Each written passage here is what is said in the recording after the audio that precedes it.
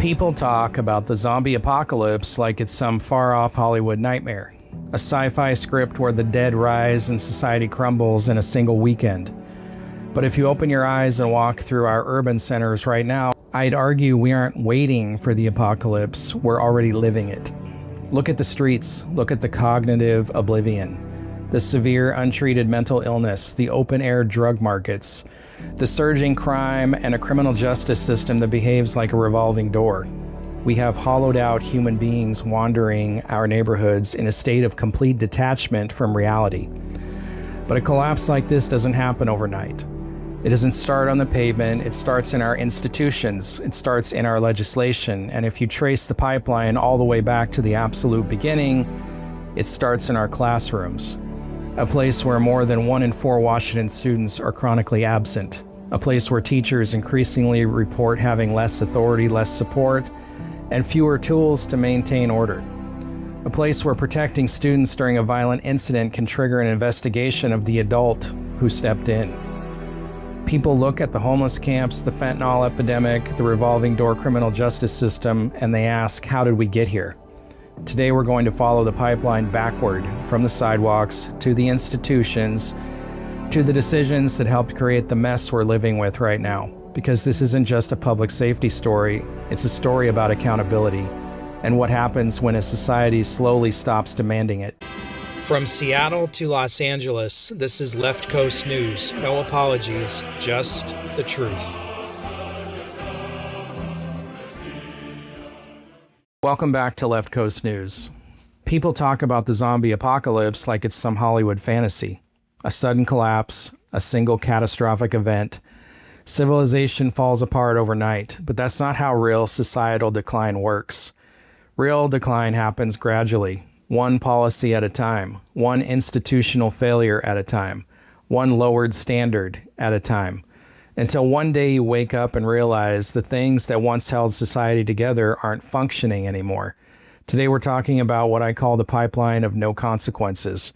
A chain reaction that begins in our schools, flows through our institutions, and eventually shows up on our streets. Let's start where the pipeline begins. The death of classroom accountability. Before anybody gets upset, let's establish something. Most kids are good kids. Most parents care deeply about their children. Most teachers are working incredibly hard under difficult circumstances. The problem isn't the majority. The problem is what happens when institutions stop dealing effectively with the minority of people whose behavior negatively impacts everyone else. A society reveals its values by how it handles difficult situations, not easy ones. And increasingly, teachers across Washington describe a system where maintaining order often feels secondary to avoiding complaints, avoiding lawsuits, and keeping discipline statistics low. Consider a recent example involving a Washington teacher. A student became physically aggressive, threw objects, and attempted to attack other students. The teacher executed an emergency evacuation, moved students to safety, and held the classroom door shut for roughly 30 seconds to create enough distance for children to escape. No one was injured, students got out safely, the crisis was contained. But because of Washington's student isolation regulations, the incident triggered a formal review process. Think about that for a moment. The first question wasn't whether students were protected.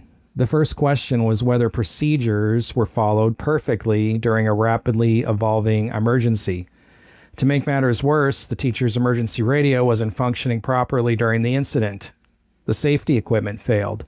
The teacher improvised. And the system focused on the improvisation rather than the failure. That isn't support.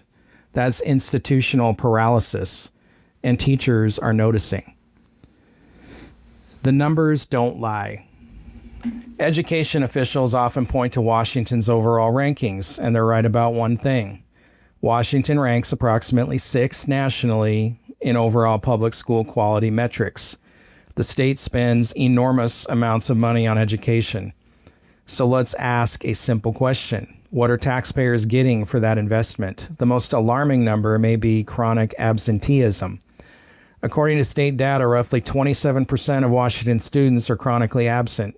That means more than 1 out of every 4 students misses at least 10% of the school year. In practical terms, that's about 18 days or more annually. Research consistently shows chronic absenteeism is associated with lower literacy rates, lower graduation rates, poor academic outcomes, and greater likelihood of later involvement with the justice system. Yet while absenteeism remains elevated, enforcement has dramatically declined. More than 110,000 students meet the legal definition of truancy in Washington. Yet truancy petitions filed in court have fallen from roughly 12% before the pandemic to just 5.2%. Instead, policymakers have shifted toward what they call supportive interventions. Support is important. Every kid needs support. But support without accountability often becomes permission. And accountability without support doesn't work either. You need both. Right now, many educators feel the balance has swung heavily toward eliminating consequences while hoping support alone will solve the problem. The results suggest otherwise. The teacher exodus. There is another warning sign. Teachers are leaving. National and state surveys consistently identify classroom behavior, burnout, administrative workload, and safety concerns among the biggest reasons educators consider leaving the profession. And honestly, can you blame them? Imagine spending years learning how to educate children only to discover much of your days spent documenting behavior incidents, navigating bureaucracy, and trying to maintain order with fewer tools than ever before. Many educators say the issue isn't simply salary, it's support. People stay in difficult jobs when leadership backs them. They leave when they feel abandoned. When experienced teachers leave, schools lose mentors, students lose stability, communities lose one of their most important institutions. The damage doesn't always show up immediately. Sometimes it takes years. When the pipeline hits the streets. Now let's fast forward. What happens when institutional failures accumulate for years? Eventually, they collide with another crisis, Washington's drug epidemic.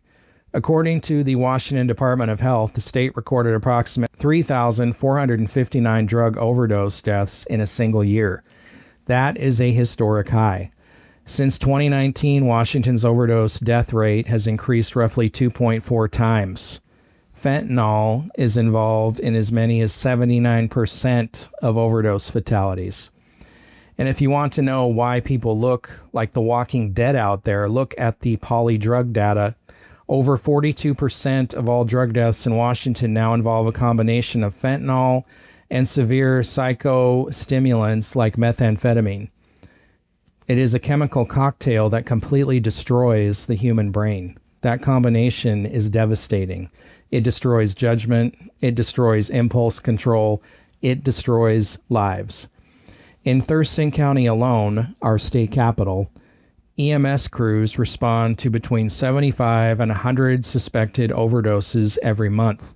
Across Washington, Narcan is administered to reverse overdoses between 45 and 60 times every single day. And yet, what is King County's solution? What is our state's legislative response? Handing out free needles, free pipes, free tinfoil, and literal instruction pamphlets on how to safely inject or smoke poison into your veins. They call it harm reduction. They claim success if a drug addict lives another 24 hours without catching a blood disease, while completely ignoring the total destruction of public order, property rights, and community safety. Think about the scale of that. Every day, day after day, month after month. Now here's the uncomfortable reality. Most people suffering from severe addiction didn't wake up one morning and decide to destroy their lives. Many arrived here through years of instability, untreated trauma, mental illness, family breakdown, educational failure, and poor decisions that went uncorrected for far too long. The overdose isn't the beginning of the story, it's the end of the pipeline. By the time someone is smoking fentanyl on a sidewalk, nearly every institution that should have intervened earlier has already failed. The The mental health bottleneck. Then we arrive at the final stage, mental illness. Mental Health America ranks Washington near the bottom nationally for adult mental health outcomes. We're 47th out of 50 states. Approximately 1 in 4 adults experiences some form of mental illness each year, yet Washington continues to struggle with a severe shortage of psychiatric beds. The state operates a roughly 9 to 10 psychiatric beds per 100,000 residents. Experts often recommend closer to 50 beds per 100,000 residents. That is a staggering gap. Meanwhile, Washington is spending nearly $1 billion to construct a new facility at Western State Hospital. The problem? Most of those beds are forensic beds. They're reserved primarily for individuals already involved in the criminal justice system. At the same time, the legislature cut approximately $33 million from long-term civil commitment capacity. Those are the beds intended to help severely mentally ill individuals before they commit crimes. Think about the incentive structure. The state would literally rather pay hundreds of millions of dollars in court contempt fines, which they are actively doing under the True Blood lawsuit, than fund a common sense pipeline to mandate treatment for the severely ill wandering our neighborhoods. But we're far less willing to invest before they reach that point. And taxpayers end up paying the difference through emergency services, law enforcement costs, court costs, hospital costs, and declining public safety. When you tie it all together, the picture is crystal clear. It's a design choice. The lawlessness on our streets is the direct mathematical result of the lawlessness we allow in our classrooms. When an educational system penalizes a teacher for holding a door for 30 seconds to protect children from a violent assault, but a public health system gladly hands out clean pipes to a fentanyl addict destroying a public sidewalk, your society is no longer functioning. The zombie apocalypse isn't coming, folks. We built the pipeline for it, we funded it, and we are living in it right now. This isn't about blaming every student. It isn't about blaming every teacher. It isn't about claiming every addict was failed by a school system. Life is more complicated than that. But institutions matter. Standards matter. Accountability matters. Families matter. Communities matter. When schools stop enforcing attendance, when classrooms struggle to enforce behavior, when courts stop enforcing consequences, when mental health systems can't provide treatment, the effects don't remain isolated. They spill into neighborhoods, businesses, emergency rooms, public budgets, and ultimately onto the streets. The condition of our streets is often a delayed reflection of the condition of our institutions. If we want safer communities, fewer overdose deaths, stronger schools, and healthier neighborhoods, we can't keep treating symptoms while ignoring causes. We have to rebuild the pipeline itself because a functioning society isn't built on slogans. It's built on responsibility, expectations, support where support is needed, consequences where consequences are deserved, and institutions that stand behind the people holding that line, the teachers, the paramedics, the police officers, the parents, the people doing the hard work every day while much of society argues about politics. And right now, far too many of them are carrying that weight alone. Thank you for watching Left Coast News. If you got something out of this episode, please like, share, and follow us, and drop a comment below. What do you think about the school situation? We talk about the schools here a lot, and they're pretty screwed up. Do you think we should go back to the old way of disciplining kids at school that act out, instead of teachers spending all their time dealing with 1 or 2 students while the rest of the students who want to be there and learn get ignored?